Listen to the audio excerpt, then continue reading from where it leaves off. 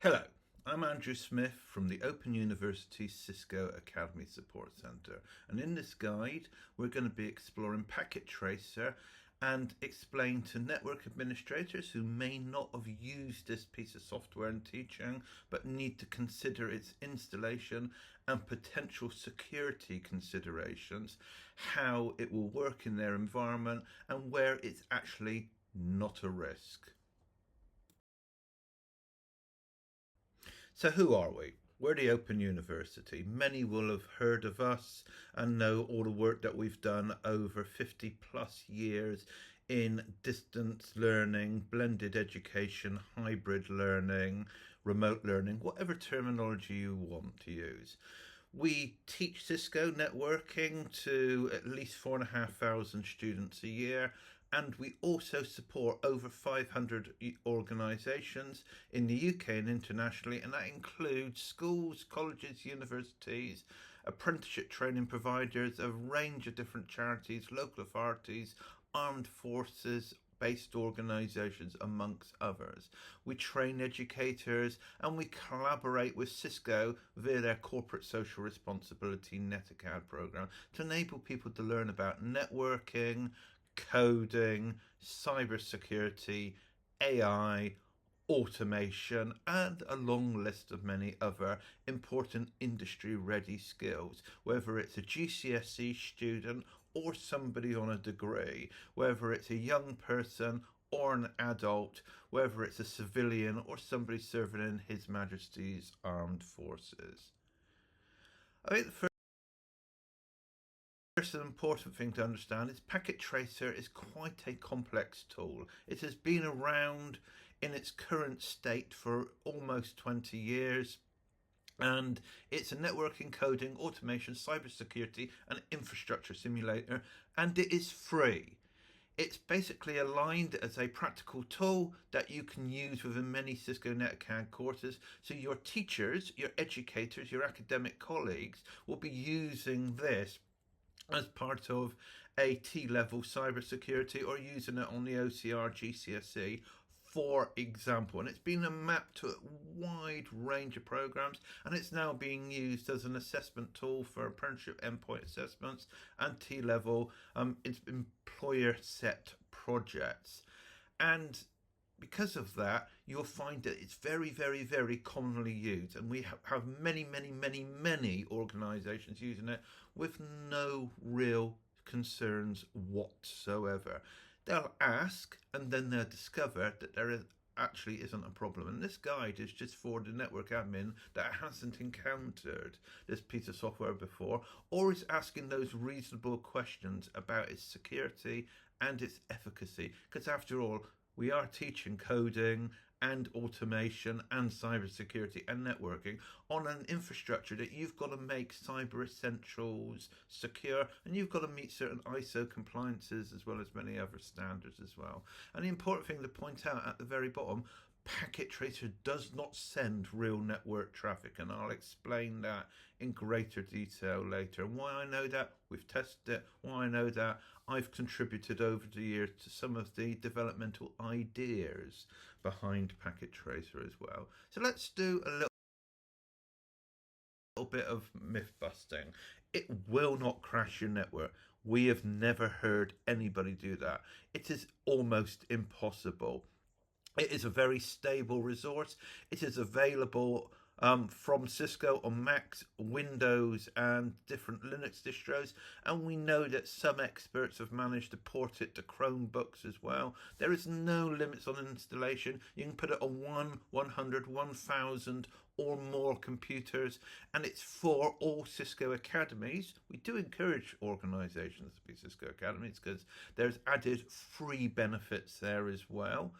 And if it's an affiliate, so you're part of a local authority or part of a community or part of an academy trust or part of a project that we're working with Cisco on as an ASC, you can install it, because basically it works on a login principle rather than an installation license principle. So the fact that somebody has to authenticate to it using a login that's provided by the educators on NetAcad, anybody can do it. So that means then anywhere that has students that's learning something from NetAcad for free, because I'm going to keep stressing everything is for free here, can install Packet Tracer.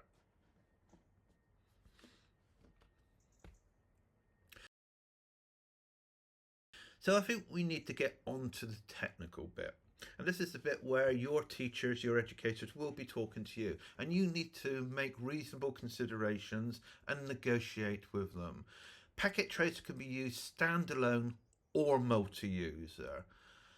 Standalone is obvious. It works as a self-contained entity within the computer it's installed on and will not communicate with anything apart from obviously the authentication process. For multi-user, you can connect multiple instances of Packet Tracer and encourage students to build these complex simulated internet networks and actually have multiple devices all with Packet Tracer all talking to each other as if it's a real internet. It's open on port 38000, but you need to allow it. In fact, you actually need to allow it on the Packet Tracer instance as well. You need to consider local device firewalls, local access control rules, routing, switching considerations, and all of that.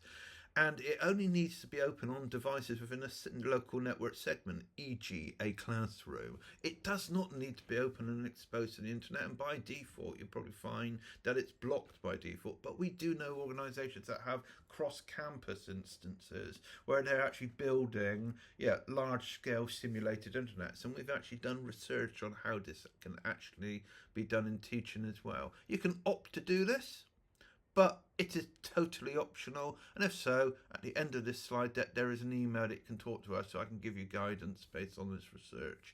However, you can also block this port, make sure it's standalone or is only going to work in that classroom, because that's the best way to manage your cybersecurity considerations as well. It is not a risk. I have to stress it's not a risk. You can't do anything. It has never been compromised. It's actually inert traffic, but you need to be very mindful of what your organisation's security methodology. And because of that, I think you need to know it's actually a TCP sublayer protocol. It uses PTMU, Packet Tracer Multi-User. It is a TCP sublayer protocol. It is inert. So if I was to tell a student to ping another student, but on the Packet Tracer network, not actually on the live network, so it's actually operating at the TCP sublayer, and say, right, ping computer A to computer B on the simulations on each of those two devices. One end will go, I am sending you now 10,000 ICMPs. So the other end will go, I acknowledge this. And then both ends will act like they're sending infinite continuous pings, ICMPs, but one end will regularly go, I'm now still sending it to you, and the other end will go, I acknowledge, until they stop.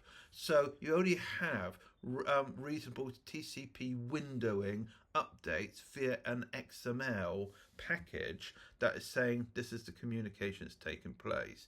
And I've actually had network administrators run Wireshark on computers where I've actually got 20 students in the classroom all sending pseudo ICMPs via Packet Tracer to my machine and my server instance on my machine, and there's next to no traffic, just regular TCP updates saying hello and I acknowledge. And the great thing about that is you can do a whole range of activities. There is no real routing, there is no real VPN, there's no real cybersecurity, there is no real CDP or STP or ICMP or whatever protocol you're interested in teaching on Packet Tracer. It's not happening. It is a PTMU update that's happening on the TCP sublayer, and it's an XML package. And we can show you how this works if you're interested in it from a techie or academic perspective. Cisco solves the licensing by asking the student or the teacher to log in, which means you can install it everywhere and students will authenticate at desire because the teacher has created a class on NetAcad. Let's say they created a network basics class, added all the students in with their email, first name and last name, and then the students got an account, they create their own password and off they go. Or you can create a gestalt login. Okay, so you could say packet.tracer@school.com, for example. Create an admin so the teacher can do that. They know how to do that. It's really not difficult. They can create a pseudo instructor, and then you can go around with the teachers at the start of each term, log in. There's a box you can check, a little switch you can flick during login saying, do not ask the passwords again for 3 months. Okay, so you can plan ahead when the next time is, and then they're all authenticated because it's dropped a cookie package, because the authentication takes place via a web browser that talks back to the machine. So if they're logged into NetAcad whilst they're actually using Packet Tracer, it will pick up that as well, and then off it goes. So it's just checking that they're a user of their free NetAcad program, and that means then all it does is just report back login data and simple tracking of when and who has logged in, nothing else. It's very inert. And why they do that, Cisco want to measure how many people are using the resource. It's a corporate social responsibility program. They're giving it away for free, and that's their cost of free. However, if you want to block this, and you discover the track, you want to block this at the edge firewall or within a domain firewall, of course, that is your prerogative.